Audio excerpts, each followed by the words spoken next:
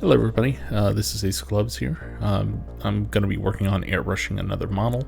I'll start off with the normal zenithal highlight, just to explain everything using a white ink. The model here is a 3D printed model. It's a Technomancer. It's a Techmarine stand-in. I really like the look of it, so I'll give you my kind of basic idea for the model as I go through it.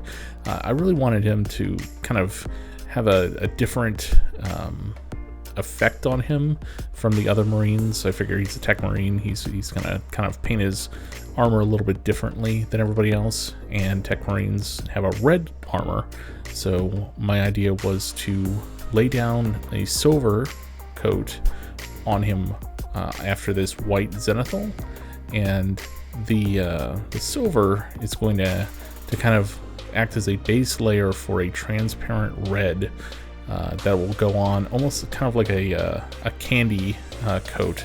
So it's going to look very shiny, almost like kind of like a gloss finish on a car.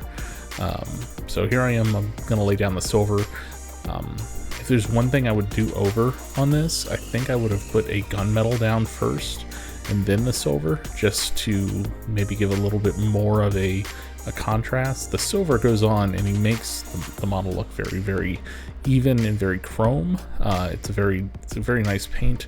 I had to add a little bit of flow improver to it, just to make sure that with all those metal particles that it was going to shoot through the airbrush just fine, which it did. But I would probably have done a gunmetal and then a silver zenithal to it, just to give a little bit more contrast. But I'm putting down the silver first.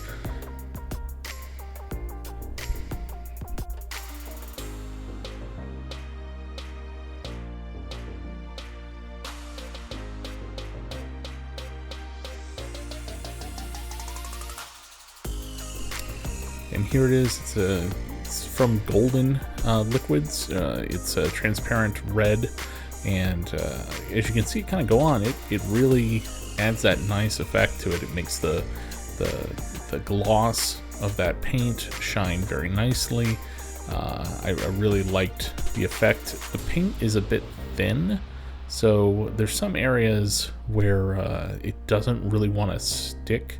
It kind of wants to run a little bit, so you know, kind of be aware of that. You have to kind of spray a layer down, let it dry, and then once it dries, it likes to stick to itself, but that silver coat makes it very, very smooth, so you kind of have to give it a little bit of patience here.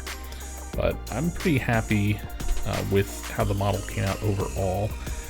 It's pretty much how I wanted it, and it's definitely good for a you know, the base coat on the color, and then I can kind of go in, and I'll show you as I go through that process, go and actually paint it. So thank you all for watching, and I hope you have a great day.